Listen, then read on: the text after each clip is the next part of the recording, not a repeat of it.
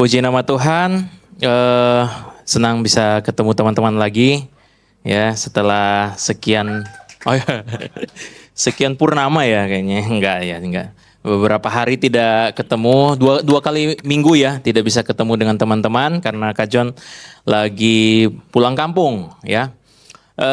Teman-teman mungkin ini tema upside down ini mungkin udah paling lama ya kayaknya kita bahas ya.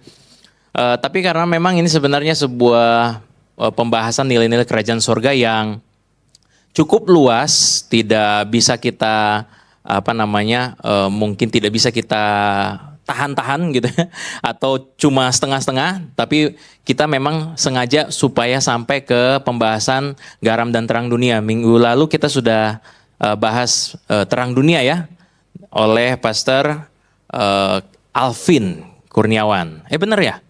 Ya dari Best Jam ya. Yang pembicara youth camp kita. Nah, hari ini kita akan bahas di upside down people ya. Dan ini menjadi penutup. Alhamdulillah gitu ya. Terima kasih Tuhan ya, akhirnya selesai juga nih seri ya. Ini menjadi penutup dari setiap seri kita sepanjang upside down ini. Dan kita sudah belajar banyak sebenarnya ya. Dan implikasinya sebenarnya kita menjadi orang-orang yang menghidupi nilai-nilai yang terbalik dari dunia ajarkan ya. Dan bagaimana kita menghidupi itu menjadi tantangan karena yang kita hadapi adalah dunia ini yang sudah punya filsafatnya sendiri, punya pola pikir, paradigma sendiri yang sebenarnya itu sangat berfokus kepada diri manusia itu sendiri. Berfokus kepada pemenuhan, pemuasan hawa nafsu dari diri manusia kita sendiri. Ya, kita sama-sama sudah belajar bahwa kita pada dasarnya akibat daripada dosa membuat kita ini tidak bisa menentukan yang baik dan benar menurut pikiran kita. Betul ya? Dan kita lihat saja akibat dosa, makanya Adam dan Hawa juga ya sampai kita semua kena. Kita tidak bisa menentukan mana baik dan mana yang benar, mana yang tepat sesuai dengan pikiran kita sendiri. Akibatnya sekarang nilai-nilai yang diajarkan dunia juga seperti itu ya. Dan oleh karena itu untuk bisa mengcounter setiap nilai-nilai yang tidak baik ini, yang berusaha menggerus moralitas manusia, moralitas anak-anak muda, orang-orang remaja, maka kita nih mesti punya pegangan terhadap nilai-nilai yang benar gitu ya. Ini sebenarnya dari awal, dari tahun-tahun yang lalu kita juga bahas, sebenarnya pembahasannya benang merahnya adalah itu, nilai-nilai yang benar di dalam ajaran-ajaran firman Tuhan. Tentunya teladan kita yang utama ya adalah Tuhan Yesus Kristus. Amin. Nah, ini kita akan lihat bersama-sama di upside down people ya. Ini Kak John sudah bisa kontrol dari sini ya. Oke. Di upside down people di mana kita bisa akan lihat penerapannya dan kita lihat ya ini memang sebuah kilas balik lagi ya kepada setiap pembelajaran yang sudah kita dapatkan ya. Tapi sebelum Kak John masuk ke dalam materi, hari ini memang hari yang sibuk banget ya gitu ya. Ini kita energize juga dengan KKA Ebenezer dan juga KKA yang pro gitu ya. Kita ada di wilayah 3 dari Komsel KKA. Wilayah 3 KKA, di dalamnya itu ada e-group, ada 7 e-group. Ditambah Dulos tidak termasuk ya karena Dulos itu e-group leaders, e-group internal dan tertutup. Kemudian ditambah lagi dengan 2 KKA Ebenezer dan Yang Pro mengadakan persembahan spesial di ruang utama ya. Tadi pagi sudah ada teman-teman kita dari Judo, Ebenezer dan Igres ya. Nanti sebentar mereka akan ya ini sambil dengar firman. Mau menjelang akhir nanti ya akan minggat nih ya teman-teman, nanti ada teman-teman yang akan mohon izin ya akan minggat, mungkin kita setengah langsung hilang gitu. Itu bukan protes ya, bukan bentuk protes, tapi maksudnya mereka mau melayani di sebelah ada perform ya. Nanti hari ini pagi ini KU2 ini ya itu ada ngopi Westlife dan Preman ya. Hati-hati tuh, ada preman situ ya, hati-hati. Nah, nanti itu mereka akan melayani di sana persembahan spesial. Dan yang KU3 nanti itu ada Tumdatus Young Pro dan Soul Sister, benar ya? Ya, Soul Sister nanti berarti KU3 ya? Iya.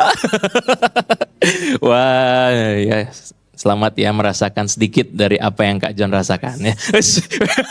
Apa nih? Keluhan nih? Enggak. Ya, apalagi direkam nih ya. Nanti dihapus dia. Ada koal, maaf koal ya, jangan disampaikan ke Enggak ya, kita suka cita. Kita cinta rumah Tuhan ya, menghanguskan. Wow, luar biasa.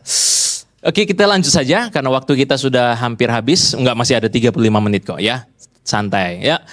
Hari ini kita akan bahas tentang upside down people dan kita lihat dulu kita belajarnya dari mana sekarang. Kalau kita beberapa waktu yang lalu kita belajarnya dari perjanjian baru, langsung kepada teks itu sendiri, teks di mana ucapan berbahagia dan garam dan terang dunia, yaitu ucapan Tuhan Yesus langsung. Sekarang kita mau lihat ya, sebenarnya banyak sekali contoh, tapi satu contoh ini yang mungkin bisa akan membantu kita melihat ada loh upside down people di perjanjian lama gitu, namanya Nuh gitu ya, namanya Nuh. Oke, kita baca sama-sama ya. Kejadian 6 ayat 9 ada di depan, kalau mau dibuka Alkitabnya juga boleh. Buka juga handphonenya untuk buat notes ya, dan kita bisa sama-sama belajar. Kita baca sama-sama 2, 3. Inilah riwayat Nuh. Nuh adalah seorang yang benar dan tidak bercela di antara orang-orang sezamannya. Dan Nuh itu hidup bergaul dengan Allah. Nah, kalau kita mau lihat, kita akan lihat di sini ya, ada beberapa bagian, ada beberapa kalimat atau frase atau beberapa bagian yang Kak John highlight di situ, yaitu Nuh adalah seorang yang benar dan tidak bercela di antara orang-orang sezamannya. Wow, ini orang tanpa dosa ya. Wow, ini orang suci banget ya. Wah, ini orang paling perfect banget di dunia ya. Enggak juga sebenarnya gitu ya. Bukan berarti dia ini orang yang sempurna 100% tidak pernah berbuat dosa, suci hidupnya, tidak. Tetapi kalau dibandingkan dengan orang-orang sezamannya, hidupnya lebih baik gitu ya. Karena di dalam Alkitab teman-teman, Alkitab tidak pernah mengajarkan bahwa kesempurnaan kita yang membuat Allah berkenan. Benar ya? Karena kita tidak pernah bisa sempurna. Betul. Kita tidak bisa sempurna. Kita ini kan manusia, bukan nabi boy. Bukan karena perkataan itu, bukan. Tapi karena Tuhan tahu kita ini tidak mampu, sehingga keselamatan dan perkenanan dan pembenaran itu berarti kita ini nggak benar, tapi kita dibenarkan oleh Allah. Nah, pembenaran itu atas dasar inisiatif Allah sendiri, ya. Nah, kalau kita perhatikan, rupanya Nuh itu adalah seorang yang benar dibandingkan dengan orang-orang sezamannya. Seorang yang tidak bercela dibandingkan dengan orang-orang sezamannya. Dia bukan berarti dia suci, tetapi dia hidupnya lebih baik di antara orang-orang sezamannya. Dia berani untuk tampil beda di antara orang-orang sezamannya. Ya, upside down people sebenarnya sama dengan berani tampil beda, tapi berani tampil beda kan udah biasa banget gitu ya. Walaupun nilai-nilainya tuh nggak bisa kita bilang itu biasa banget. Nilai-nilainya itu basic, dasar, fondasi dari keimanan kita teman-teman. Nah sekarang kan pertanyaan, tantangan kita anak-anak remaja dan pemuda itu adalah kita di lingkungan yang sezaman kita ini nilai-nilainya itu amburadul gitu. Nilai-nilainya itu berantakan gitu. Ya. Nilai-nilai di mana kita lihat saja sistem pemerintahan kita saja itu sistem yang korup. Sistem yang korup bukan berarti ngambil duit doang, bukan. Maksudnya sistem yang rusak, sistem yang sudah hancur. Hanya orang dalam yang bisa masuk, misalnya kayak gitu ya. Kalaupun masuk ke dalam pemerintahan tujuannya adalah untuk perut sendiri. Nah ini kan sistem yang sudah rusak.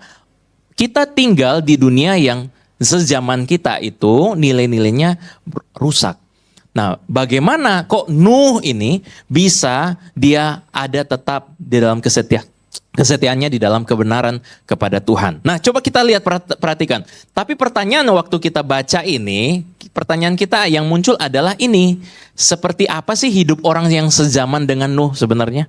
Sampai kok ini dinotis sama Alkitab dan diangkat ceritanya, dan kalau kita ikuti ceritanya, ini akan ada bencana yang luar biasa nih. Akan ada bencana yang luar biasa yang belum pernah terjadi dan tidak akan pernah terjadi lagi. Ya karena satu bumi itu air bah ya, satu bumi itu banjir. Nah, kita kalau banjir di Bekasi aja itu banjir di mana lagi ya? Banjir pokoknya itu ngefeknya dampaknya ke satu kota Jakarta ini. Luar biasa. Nah, kalau bagaimana dengan satu bumi ini banjir?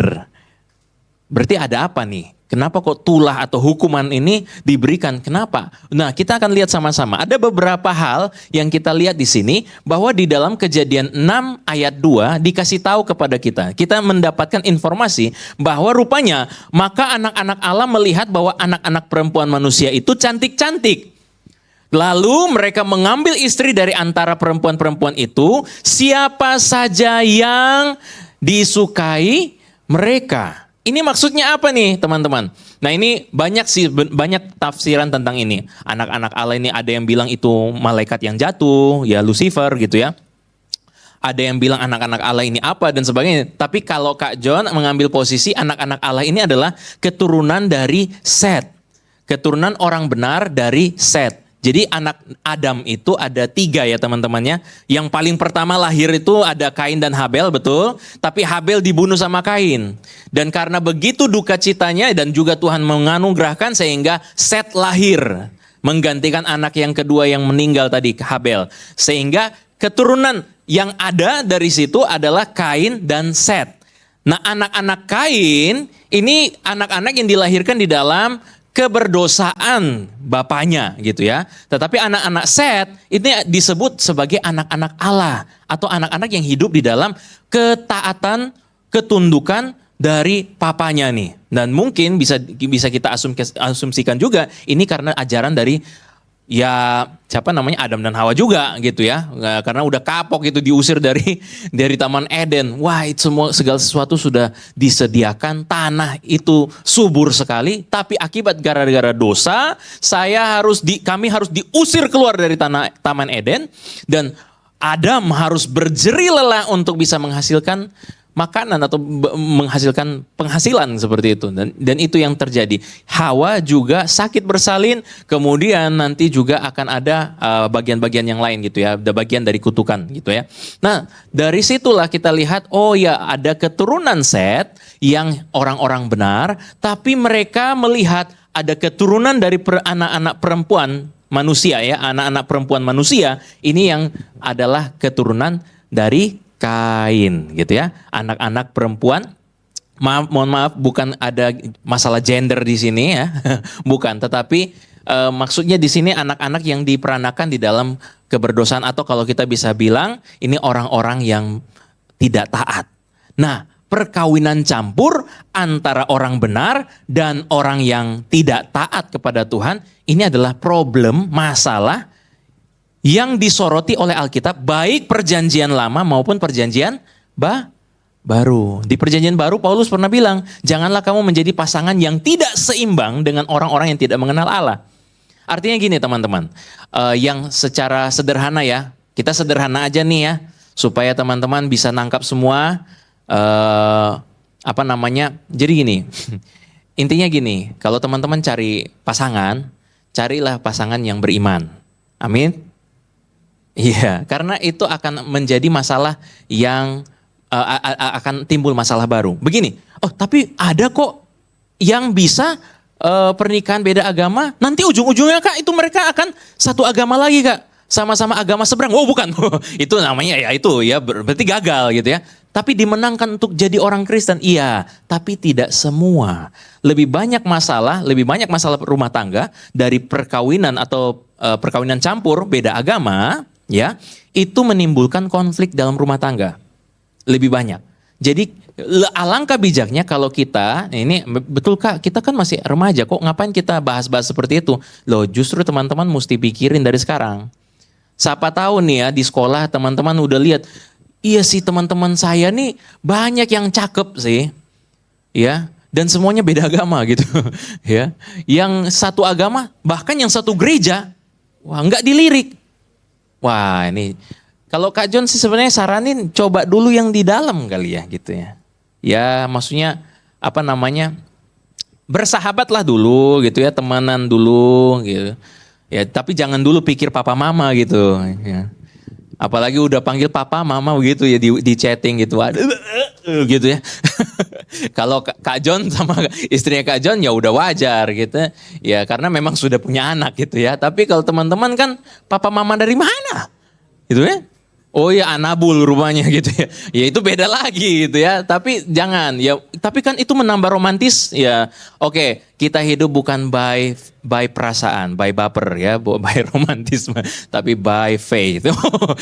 Dengan iman ya maksudnya. Jadi teman-teman, ini pikirkan baik-baik ya. Karena akan pusing kepala nih setiap gembala, setiap pendeta yang akan mengurusi jemaat-jemaatnya kalau teman-teman liriknya itu pasangan dari orang yang tidak mengenal Tuhan, gitu ya.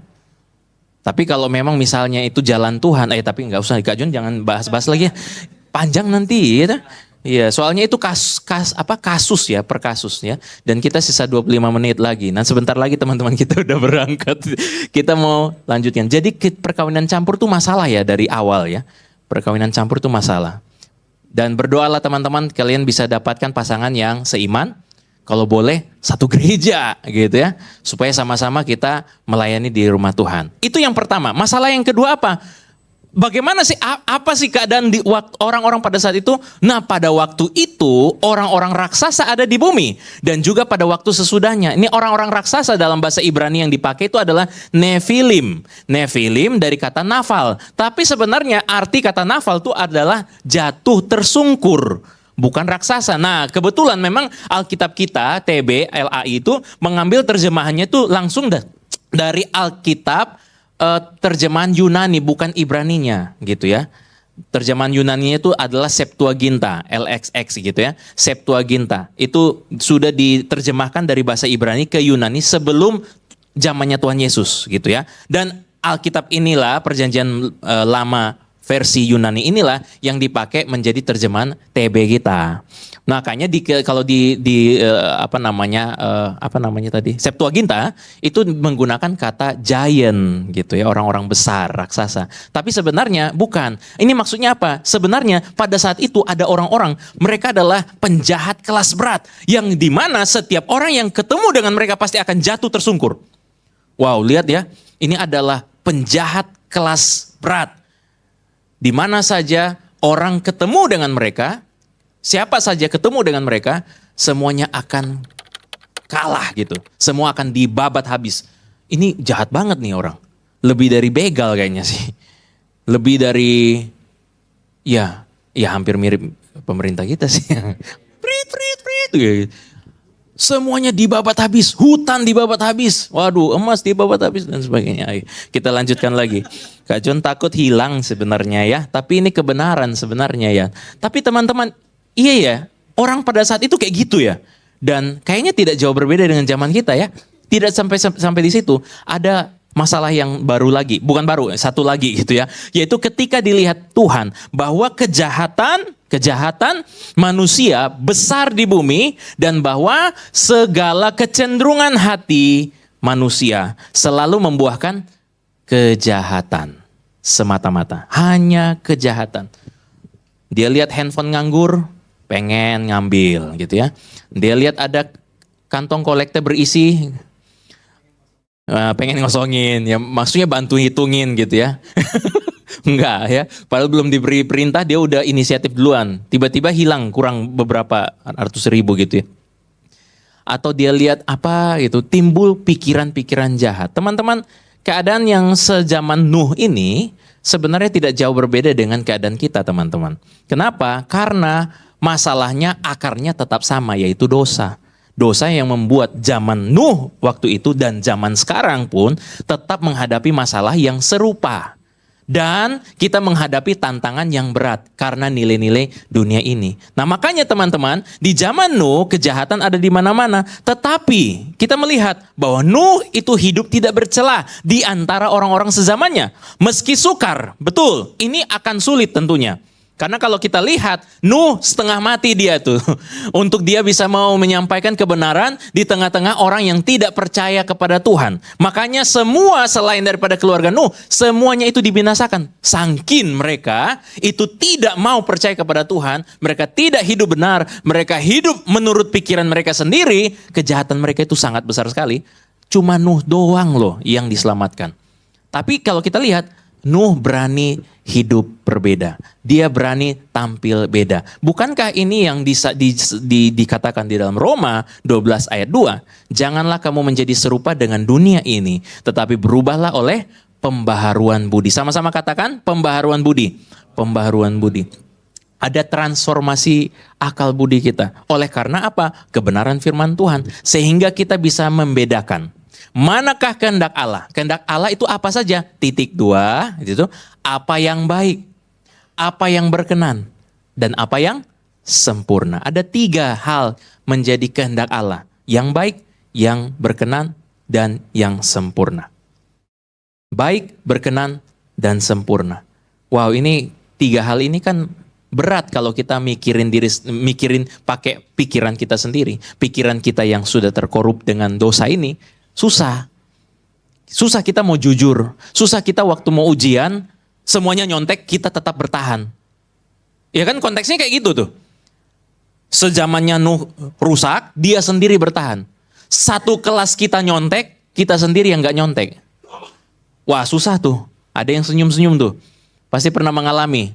Dan akhirnya gugur gitu. Ya ikut aja lah, ya Tuhan tahu lah semua kita ya. Semua kan kita berdosa ya. Ya, tapi nanti saya pengakuan dosa waktu energize. Gitu. Tapi teman-teman, ini yang kita mau pelajari sama-sama. Itu sebabnya nilai-nilai yang diajarkan melalui sermon series Upside Down ini. Mulai dari ucapan bahagia sampai garam dan terang dunia. Sebenarnya masih ada kelanjutan lagi. Waktu Yesus memperkenalkan dirinya, membandingkan dirinya antara Yesus dan hukum Taurat. Yesus dan hukum Taurat, tapi kita tidak sempat lagi untuk melanjutkan Upside Down. Nanti kalian akan muntah dengan sermon series tadi. Udah 3 bulan loh, ini hampir 3 bulan genap. Tapi ini, ucapan bahagia dan garam dan terang dunia, itu adalah nilai-nilai kerajaan Allah untuk mentransformasi akal budi kita. Inilah panggilan kita. Penuhi panggilan Allah, fulfill your calling. Di situ, itu kita punya tulisan di belakang. Fulfill God's calling. Panggilan Allah yang harus kita penuhi. Panggilan kita adalah apa? Yaitu kita menghidupi nilai-nilai kerajaan Allah di tengah-tengah dunia yang sudah bobrok. Dengan cepat saja, Kak John hanya mau untuk mereview dan akhirnya kita akan tutup dengan sebuah penerapan. Ya, wah cepat ya hari ini ya. Iya, karena kita buru-buru gitu. Teman-teman, kalau kita mau lihat sama-sama, kita mulai dengan apa sih? Miskin di hadapan Allah. Sama-sama katakan 2, 3. Miskin di hadapan Allah. Miskin di hadapan Allah itu kita belajar sama-sama bahwa kita sadar Alkitab mengajarkan kepada kita, membuat kita memahami saya ini bukan siapa-siapa. Saya ini tidak punya apa-apa dan saya tidak bisa apa-apa. Kita miskin di hadapan Allah. Dunia mengajarkan kita, kamu hebat, kamu akan dilihat orang. Benar. Ya, tapi bukan berarti Kak John kalau ajarin seperti ini atau Alkitab ajarin seperti ini berarti kalian nanti di perusahaan ngomong sama atasan, Pak saya ini bukan siapa-siapa. Ya. Oh kalau gitu saya pecat, iya mau bilang apa? Gitu.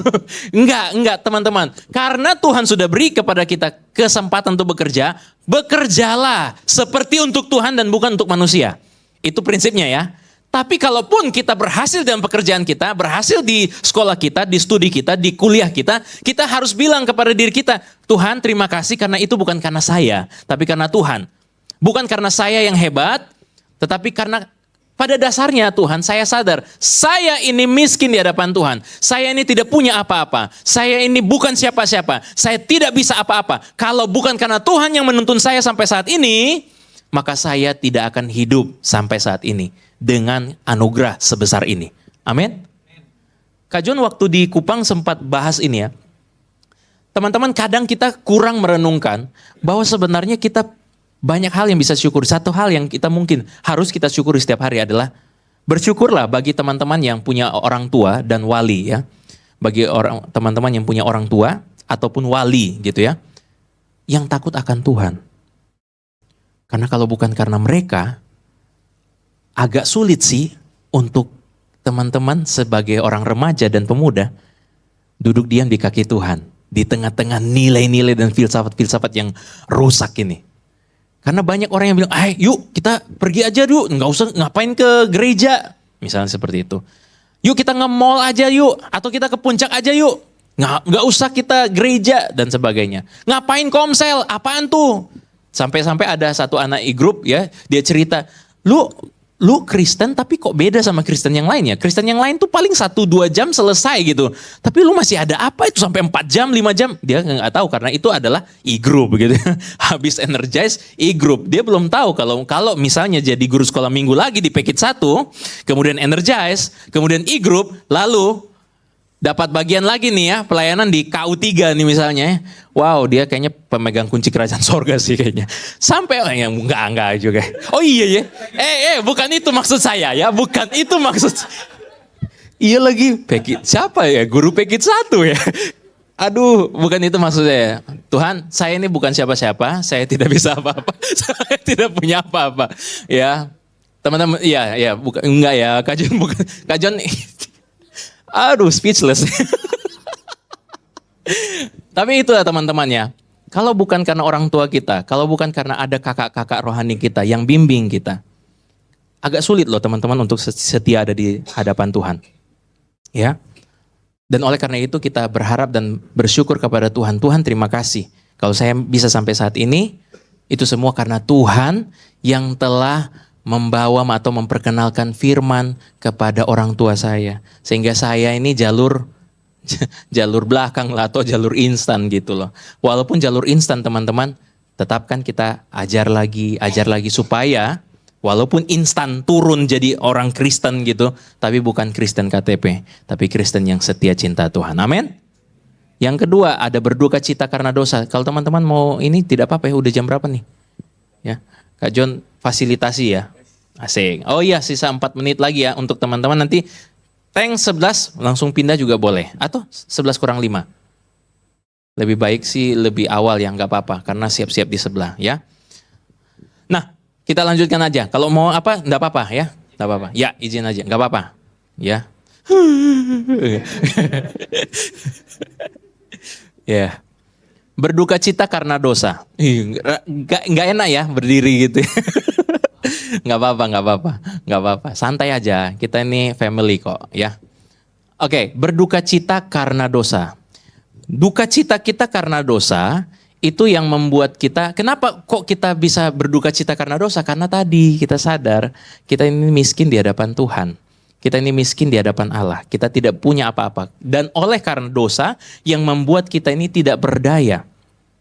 Akibatnya, ketika kita sadar akan Injil firman Tuhan yang mengajari dan membimbing kita, teman-teman, kalau kita lihat, betul ya, akibat dosa lah yang merusak hidup kita, dunia kita. Ya, beberapa waktu yang lalu Kak John memang nggak sempat ya karena waktu setelah demo-demo yang besar itu, ya Kak John langsung pergi ke Kupang, tidak sempat untuk membahas gitu ya, sehingga minggu pertama September kemarin bukan Kak John yang pimpin khotbah gitu ya. Karena Kak John mesti berangkat ke Kupang. Tapi ada hal yang Kak John mau bahas mengenai kayak demonstrasi dan sebagainya. Kalau kita lihat wajar sih masyarakat demo gitu ya. Mereka bisa-bisanya mereka joget-joget di atas penderitaan orang gitu ya. Di saat mereka punya tunjangan beras. Berapa tuh? 12 juta per bulan gitu ya. 12 juta loh. Wow, itu beli beras di Alfamart yang harga 74,5. Oh sudah ditarik sekarang ya. Itu karena beras oplosan. Lihat kan? Ngeri sekali kan? Negara kita beras aja di oplosan loh. Pantesan selama ini kok makan kayak agak lain gitu ya. Makan beras rasa kayak apa gitu. Nah, kemudian kalau teman-teman lihat beras mereka 12 juta per bulan, ada yang hitung ya, Jerome Pauline dia hitung 12 juta itu bisa untuk 9 tahun beras. Dan bulan depannya jadi 18 tahun. Itu berapa ton gitu ya. Itu ada beras yang disimpan di rumah kita bulan demi bulan. Bukan rumah kita ya, rumah mereka ya. rumah mereka. Makanya rumahnya besar-besar. Oke, kita kembali lagi. Tapi kita berduka cita. Duka cita karena apa? Ada orang yang suka sekali makan yang menjadi bukan haknya, bukan makan yang bukan haknya, makan yang dari sesuatu untuk diperuntukkan kepada masyarakat. Nah ini Kak Jun juga ingat ini teman-teman, kalian masih muda nih, kelak nanti akan jadi pemimpin, kelak mungkin ada di antara kita yang menjadi anggota DPR misal, atau menjadi RI 1, siapa tahu nanti ke depannya sudah tidak ada intoleransi lagi kan, ya siapa tahu, ya, ya sekalian ini juga kritik juga sih, ya, katanya Bhinneka Tunggal Ika gitu ya, apa tadi ketuhanan yang Maha Esa gitu ya, nah, oke kita lanjutkan saja ya, nah, tapi teman-teman jangan sampai lupa, kalau nanti sudah ada di posisi-posisi yang baik, kalian harus tetap pegang nilai-nilai kerajaan sorga. Amin. Nilai-nilai kerajaan Allah. Jangan makan sesuatu yang bukan hak kalian. Nggak jadi barokah kata mereka. Kalau kita jadi kutuk kawan-teman. Tidak jadi berkat kata mereka. Kalau kita di firman Tuhan itu jadi kutuk kawan-kawan. Iya, jadi kutuk. Jadi tidak, namanya uang panas gitu ya. Nah seperti itu ya teman-teman. Tapi kita berduka cita karena dosa. Berduka cita karena dosa kita, berduka cita juga karena dosa orang lain, dan berduka cita karena dosa dunia ini yang membuat dunia kita, hampir semua negara punya masalah yang sama, punya problem yang sama. Entah kenapa, Indonesia demonstrasi kayak gini, Nepal juga ikut, Prancis juga ikut, bukan ikut-ikutan sebenarnya, tapi karena ada timbul keresahan di antara dunia yang semakin bobrok ini. Tapi puji Tuhan ya ada orang-orang yang konsen ya di situ ya. Ada orang-orang yang mau menyuarakan kebenaran. Ada orang-orang yang mau menyampaikan kebenaran, nilai-nilai yang benar. Walaupun mereka mungkin akan dipersekusi. Itu akan ada menderita, dianiaya karena kebenaran. Akan ada di situ. Tapi kita lanjutkan lagi. Lemah lembut. Kita diajar oleh Tuhan untuk memiliki kelemah lembutan. Lemah lembut bukan berarti kita kayak nggak punya kekuatan. Tidak. Dia sama seperti kuda yang sebenarnya liar, yang sebenarnya punya kekuatan yang sangat besar, tetapi ketika sudah diberi kekang, dia mengatur kekuatannya sesuai dengan konteksnya. Kalau lari santai, ya lari. Kalau lagi ngebut, ya dia sesuaikan kekuatannya. Dia bisa saja sepak itu penunggangnya gitu ya, tapi dia tidak lakukan. Itu namanya kelemah lembutan. Tapi ada banyak anak-anak Tuhan yang bilang, oh dia belum tahu siapa saya. Dia bikin saya kayak gini, dia ngomongin saya seperti, dia belum tahu siapa saya. Untung dia nggak ketemu manusia lama saya. Loh, ini bahasa-bahasa seperti ini sebenarnya kamu masih manusia lama nih. Tidak ada kelemah lembutan karena kita masih di-drive oleh emosi kita. Kita masih di-drive oleh masa lalu kita, manusia lama kita. Sehingga kita pikir, kayaknya rugi ya jadi orang kepercaya. Orang bikin sesuatu yang nggak enak, kita nggak bisa balas. Dan yang kita bisa lakukan adalah bergumam. Dia belum tahu siapa saya. Coba kalau dia ketemu saya yang manusia lama saya. Tinggal pilih UGD atau Green Heaven gitu ya. Ya langsung ya. Antara UGD atau rumah duka gitu ya. Ngeri sekali itu. Wow ngeri sekali itu. Bahasanya itu ngeri sekali itu. Ya. Dan itu bukan lemah lembut. Nah teman-teman kita diajarkan untuk lemah lembut. Karena orang yang lemah lembut akan memiliki bumi. Kata Tuhan Yesus Kristus, iya. Orang lemah lembut inilah yang nanti kelak. Bukan kalau sekarang mungkin ya teman-teman. Orang-orang yang lemah lembut inilah yang mungkin akan banyak temannya. Juga ada musuhnya juga sih. Ada orang yang gak suka sama orang yang lemah lembut. Gue kayaknya tertantang terus untuk jahilin dia karena dia lemah lembut gitu. Gue cekik dia tetap bilang shalom gitu ya. Gue jegal dia gitu, dia bilang aduh terima kasih Tuhan Yesus. Dia bilang gitu. Wah ini orang lemah lembut banget. Bukan kayak gitu lemah lembutnya ya. Itu agak ego sih sebenarnya ya.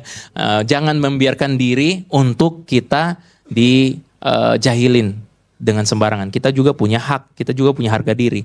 Ya teman-teman harus belajar juga tentang itu. Nah lemah lembut berarti bicara soal kita tidak melakukan ya kejahatan terhadap orang yang melakukan kejahatan kepada kita. Tetapi kita membagikan ya kelemah lembutan kepada setiap orang yang ada di sekitar kita.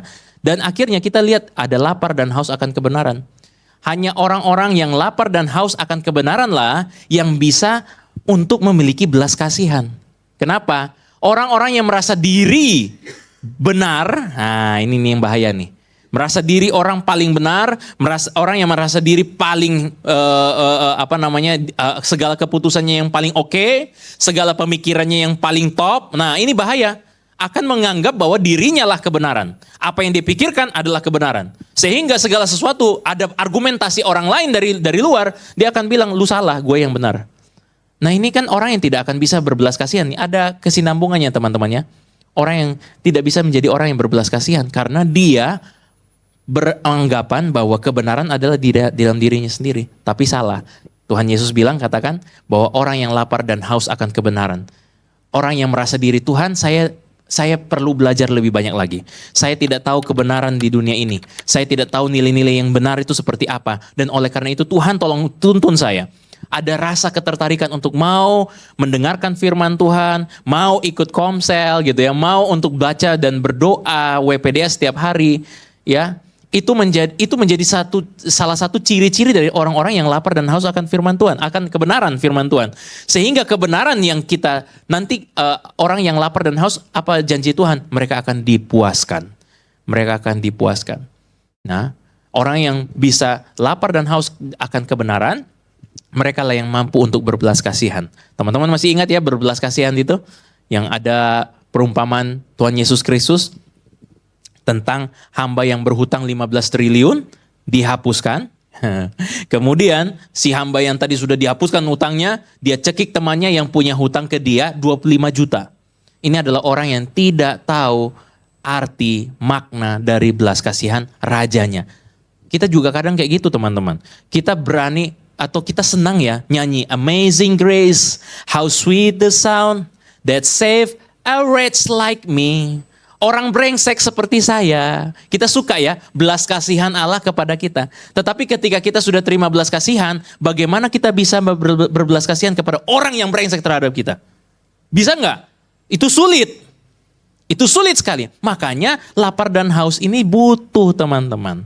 Untuk terus mengingatkan kita, untuk terus mengkalibrasi hati kita. Supaya kita tahu, saya ini orang berdosa, kalau ada orang lain yang berdosa terhadap saya harus melihat mereka dari persepsi mereka. Saya tidak hanya main hakim saja, saya tidak hanya menjudge mereka saja. Saya tidak hanya mengekspos kesalahan mereka. Tapi saya mungkin dekat dengan mereka, saya harus tahu apa yang menjadi latar belakang. Dan mungkin saya juga butuh melalui kelemah lembutan tadi, saya membimbing mereka keluar dari kesalahan mereka. Nah, ini nih nilai-nilai kerajaan sorga teman-teman. Akhirnya orang yang lapar dan haus akan kebenaran, mereka yang mampu berbelas kasihan, hatinya itu suci. Suci hatinya, kenapa hati suci ini penting? Karena dari hatilah terpancar kehidupan. Kalau hati busuk, yang keluar juga busuk. Tapi kalau hati kita suci, hati kita bersih, maka yang tampil juga keluar adalah hal-hal yang baik dan berkenan, ya. Dan kemudian orang yang hatinya suci, mereka akan menjadi pembawa damai, bukan penjaga damai. Ya, kemarin kita punya tema itu ya. Peacemakers, not peacekeepers. Bukan penjaga damai. Penjaga damai itu kayak gini, ya udahlah, nggak usah ribut. Nggak usah ada konflik, ya udahlah, maklum aja, udah diam aja. Tutup mata aja terhadap kesalahannya. Itu penjaga damai. Ya kedengarannya sih seperti ya fine sih kak, nggak apa-apa kali ya. Kita juga ngeri kalau dia udah gonggong tuh kayak anjing. sorry, bukan lagi ngomong dia kayak anjing. Maksudnya ngegonggong marah gitu ya. Ini bukan maki ya, sorry. Wah itu nanti tolong nanti ditit gitu ya. Dia kalau udah marah itu ngeri sekali. Emosinya meledak. Mengerikan sekali. Tapi kalau teman-teman, kalau kita lihat, pembawa damai bukan berarti dia tidak boleh berkonflik. Enggak, pembawa damai adalah dia tetap mengusahakan perdamaian meskipun di tengah-tengah konflik. Dia bukan nyiramin bensin lagi gitu. Lagi ada konflik, kemudian kita memperkeruh suasana. Tidak, tapi kita menghadirkan damai di situ. Mungkin teman-teman akan ada bertemu dengan orang-orang yang sedang berkonflik. Ya. Atau orang-orang yang berkonflik dengan kita. Mungkin yang bisa kita hadirkan di situ adalah kedamaian. Bukan berarti kita kayak sekedar ya sudah saya ampuni saja. Tidak, rekonsiliasi, ngomong dengan dia. tapi ngomong bukan dengan emosi, bukan ngomong pakai urat gitu ya. Ngomong tapi ngomong pakai hati. Teman saya tahu kalau kamu melakukan itu kepada saya mungkin ada salah dalam diri saya. Tapi jujur apa yang kamu ngomong kepada saya itu saya sedih sekali loh gitu. Nah, di situ mulai keterbukaan teman-teman dilatih untuk bisa terbuka dengan sesamanya. Dan dari situ kedamaian tercipta, rekonsiliasi dengan orang-orang yang konflik, akhirnya kita bisa berdamai dengan orang-orang yang lain. Orang-orang yang berkonflik dengan kita. Dan yang akhirnya teman-teman, walaupun oleh karena kebenaran dan nilai-nilai ini teman-teman, kita semuanya akan banyak musuh. Tapi kita harus tetap setia. Sama seperti Nuh tadi. Dia pegang nilai-nilai kebenaran. Pada akhirnya ya orang-orang tidak mau mendengarkan Nuh, ya. Orang-orang tidak peduli dengan apa yang Nuh buat. Masa bikin bahtera di atas gunung gitu ya. Wah, lu gila Nuh gitu dan sebagainya gitu ya. Tapi ya sudahlah, itulah kebenaran. Kebenaran akan selalu punya musuh, teman-teman. Tapi kalau kita memang mau main aman saja, ya sebenarnya salah kalau kita percaya kepada Tuhan Yesus. Karena Tuhan Yesus tidak pernah bermain aman, teman-teman. Dia harus menyatakan kebenaran. Dia harus untuk menyatakan apa yang sesungguhnya. Karena dunia semakin rusak. Dunia semakin bobrok. Kalau kita cuma biarkan saja, ya. Lalu siapa yang akan memperbaiki ini? Iya, Tuhan kan bisa turun tangan. Iya, tapi Tuhan mau bermitra dengan kita. Ya, ada beberapa waktu yang lalu seorang aktivis ya, nih Kak John mungkin cerita sedikit. Terlepas daripada teman-teman ada yang setuju atau tidak pendapatnya, itu tergantung informasi ataupun kedalaman teman-teman mencari informasi tentang dia. Seorang aktivis muda di Amerika bernama Charlie Kirk ya, Charlie Kirk. Dia menyampaikan argumentasinya terhadap generasi yang menganggap bahwa kita bebas memilih jadi apa. Teman-teman, kita sudah pernah bahas ini ya di Kristen Progresif ya waktu itu ya. Kristen Progresif, lalu pandangan kita melihat bahwa Alkitab ajarkan bahwa kebenaran itu absolut, mutlak. Kebenaran itu ada satu. Kita nggak bisa bilang, saya mau memilih 1 tambah 1 sama dengan 10. Saya tidak bisa memilih itu. Karena kebenarannya adalah 1 tambah 1 adalah 2. Itu aja kebenarannya. Kebenarannya teman-teman, manusia, laki-laki dan perempuan itu diciptakan dengan jenis kelamin yang jelas. Tidak ada transisi di antara keduanya, tidak ada kelabu gitu ya. Abu-abu di antara keduanya, tidak. Tapi teman-teman memang mungkin Tuhan mau ajarkan kita juga bukan berarti kita berkonfrontasi dan menjelek-jelekan dia gitu ya. Menjelek-jelekan orang yang punya pandangan-pandangan seperti itu.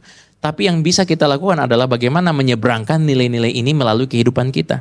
Bagaimana menyeberangkan kebenaran-kebenaran ini melalui kehidupan kita kepada mereka tanpa membuat sebuah tanpa kita membuat atau memancing peperangan gitu. Memancing perdebatan dan sebagainya.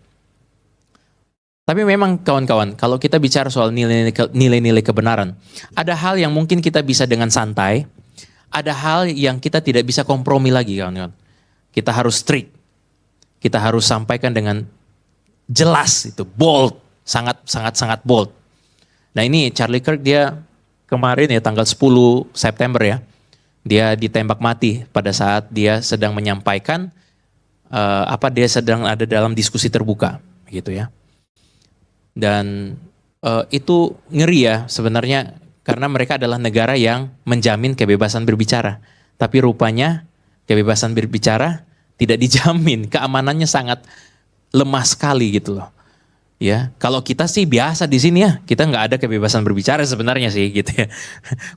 Kebebasan berbicara apa yang kemarin dilindas di apa gitu-gitu kan kasihan sekali. Kita susah menjadi minoritas di sini, susah membangun gereja dan sebagainya. Tapi puji Tuhan kita bisa beribadah, bersyukur teman-teman. Tapi ada saudara-saudara kita yang lain, yang mereka dianiaya oleh karena kebenaran, ini menjadi doa-doa kita kepada mereka ya.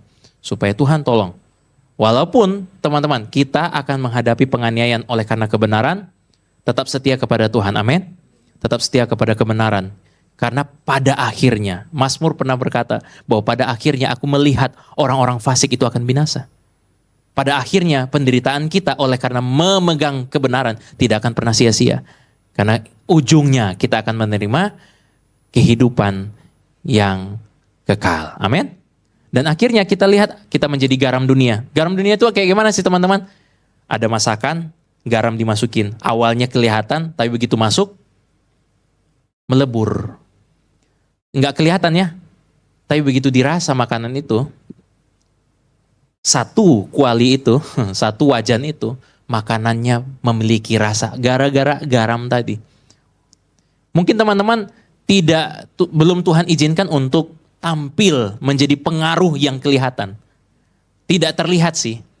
Tapi rupanya lewat tutur kata kita, lewat cara bicara kita, lewat cara kita menyapa orang, cara kita memperlakukan orang, men-treat orang, itu rupanya menghadirkan dampak yang baru, dampak yang berbeda di tengah-tengah lingkungan kita. Itu juga garam, teman-teman. Dan fungsinya garam adalah untuk menghambat pembusukan, ya kan? Menghambat makanan itu cepat busuk, menghambat pembusukan. Kita juga sebagai garam dunia, kita juga menyampaikan kebenaran firman Tuhan untuk menghambat pembusukan dosa di tengah-tengah kehidupan kita, di tengah-tengah lingkungan kita. Lewat apa? Lewat kesaksian kita, lewat tutur kata kita, lewat cara kita berperilaku di sekitar kita. Itu kita menjadi garam dunia, memiliki rasa gitu ya, memberi rasa, walaupun tidak kelihatan.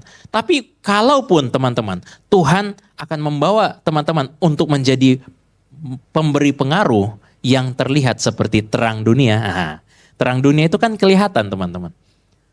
Terang dunia itu akan menampakkan segala sesuatu yang tidak terlihat. Teman-teman akan lihat bahwa lewat kebenaran firman Tuhan kita tahu ada banyak hal di dalam diri kita yang perlu dikoreksi. Ada dosa-dosa yang terselubung. Terang kebenaran firman menerangi kita. Nah, setelah kita menjadi terang Kristus yang diam di dalam kita, kini tiba saatnya kita juga menerangi lingkungan kita. Menerangi dunia kita yang gelap ini. Ini the upside down people nih. Menerangi orang-orang di sekitar kita. Dengan nilai-nilai yang kita pegang. Tapi teman-teman, terang itu yang kita tampilkan bukan untuk menyilaukan mata orang ya. Pernah ya Kak John pernah bikin ilustrasi di sini ya. Waktu itu Kenneth menjadi korbannya gitu ya. Kenneth maju terus Kak John bawa senter.